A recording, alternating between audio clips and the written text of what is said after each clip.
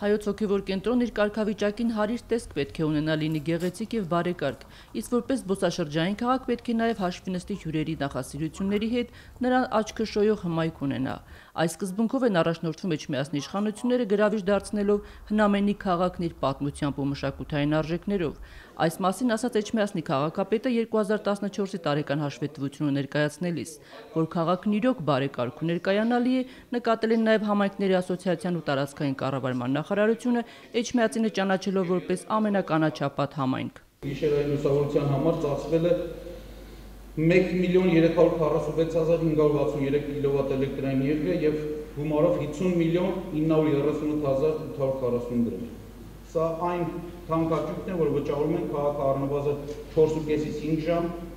լույս ունենալու համար։ Ամենամյա աշխատանքներ են տարվում հինում աշված բնակֆոնդը թարմացնելու, բազմաբնակարանների տանիքները նորոգելու, շքամուտքերին դռներ տեղադրելու ուղղությամբ։ Առաջնայինությունը սակայն տրվում է այն շենքերին, որոնց բնակիչները պարտաճանաչ հարկատուներ են։ Շենքերի բակերը եւս ուշադրությունից դուրս չեն մնում։ Այստեղ էլ խաղահրապարակներ են կառուցվում, զրուցարաններ տեղադրվում։ Միայն անցած տարի քաղաքում 5 խաղահրապարակ է կառուցվել։ Չարենց, Տերյան, Զվարթնոց արվարձաններն ունեն բարեկարգ այգիներ, ու աշխատանքները մշտապես շարունակելու են։ Կարևորագույն խնդիրը նաև պաշտպանիչ անտառաշերտի հիմնումը, 3000 ծառ արդեն տնկել են, խնդիր է դրվել դրանց թիվը հասցնել 10,000-ի, իսկ ոռոգման հարցը լուծել են խորքային հորերի միջոցով։ Առանցին թեմա է ասֆալտապատումը։ Եթե մինչև անցած տարի այդ մասով դժգոհություններ չկային, ապա ընթացիկ տարում պատկերն այլ է։ Հիմնանորոգվող ջրատար համակարգը գրեթե կաթվածահար է արել քաղաքի ազատ երթևեկը, մասնավորապես ծայրամասային ու նեղլիկ փողոցներում։ Հասկանալով, որ աշխատանքները միտված են իրենց բարօրությանը, բնակիչները ստեղծված անհարմարությունները դժվարությամբ, բայց հաղթահարում են, իսկ թե ով է ասֆալտապատելու քանդած փողոցները, պարզաբանում է քաղաքապետը։ Քաղաքապետարանի գումար չեն փոխացել եւ պայմանավորությունը հակառակը ձեռք բերվել, որ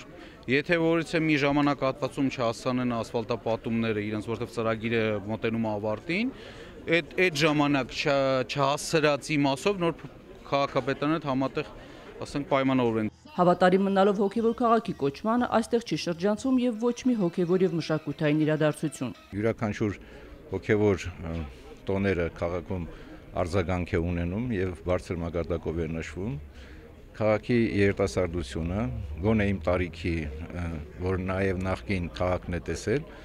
գոնե այդ մարդիկ տեսնում են, որ ինչ որ շարժ կա քաղաքում։ Ծրագրերը շատ են, անելիքներն անսպառ, որպես կարևոր իրադարձություններ, որոնք մանրակրկիտ աշխատանք են ենթադրում, քաղաքապետն առանձնացրեց 3-ը՝ Եղեռնի 100-րդ տարելիցի, Մեծ Հայրենականում տարած հաղթանակի 70-ամյակի եւ Էջմիածնի 2700-րդ տարեդարձի միջոցառումների նախապատրաստումը։ Հայկուշ Ասլանյան, Վարդան Տերտերյան, Առաջին ալիք։